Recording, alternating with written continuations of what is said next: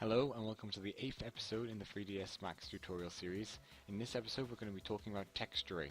So once you've been building models in 3DS Max, you're going to be able to want to texture them. And I'm just going to pull up a simple cylinder and I'm going to change it to edge faces so I can see them all. And what you're going to want to do, once you've got this all done, is you hit the hotkey to this is M and it brings up your material editor. Now sometimes you're going to have it you'll have it in this view instead. What you want to do for basic texturing is you go in modes and you do compact material editor and it brings up this nice user interface. Now we can get fancy with the textures. So there's a few ways you can do this. These are all your materials, right? You have quite a variety of materials to apply to objects. Now in order to apply something you simply grab it and apply it, but as you can see it hasn't done anything. Reason for this is it's not showing it because 3DS Max is trying to conserve its FPS and its usage on your system, so it won't apply it and you should tell it to apply it.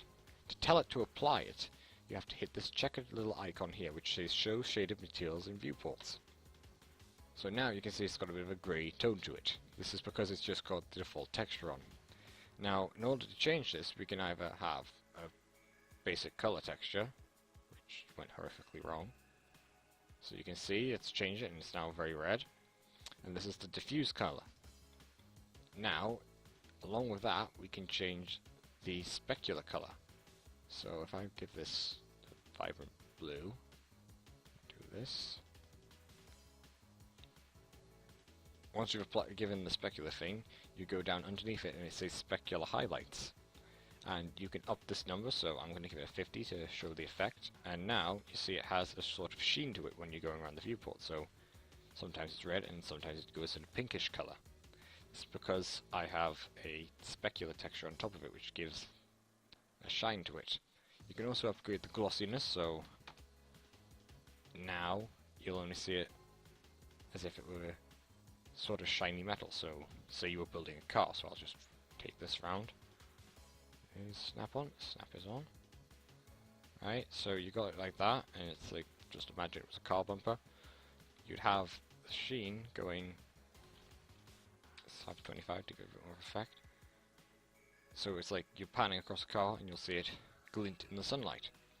Another thing you can do with texturing is you can show the opacity of the actual object itself. So if you were making glass, you would drop this tab here down from when it was 100, you drop it down to 50, give it a little transparency, or you can go 10 and you're almost ghosting, and then 0 doesn't even exist. I don't know why you would want it there, but so 1 would be the basis of very, very, very transparent, and that would give the effect of glass. So you can not only apply colors, but you can also apply images or textures, shall we say.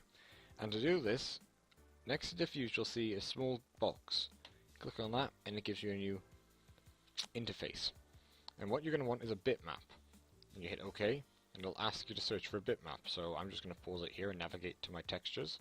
You select your texture when you find your texture thing and you just hit OK. And then it applies it to the material. So now what you can do is you can drag this, you throw it on and you hit that, and now it's textured. I chose an Arctic camo for reasons unbeknown to me. And now you can go out of this, and this is now, it doesn't look very even, does it? It's got a weird effect on the top and it's quite hard looking on the sides. So now we're going to use a few new functions. So going across the modifiers, and now you do the drop down menu in the modifier list. What you're going to do, you're going to search for UV maps. So hit U on your keyboard and it'll auto search down. You want to open a UV map.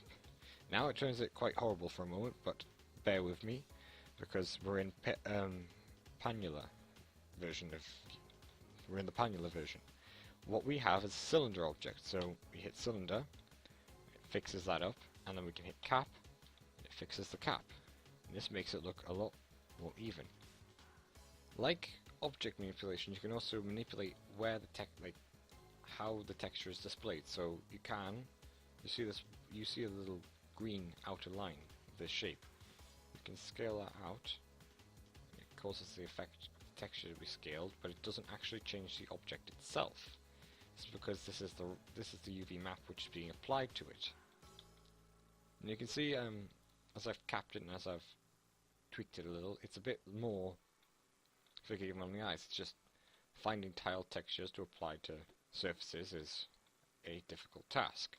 What's a better principle to do is to create your own texture to apply to this.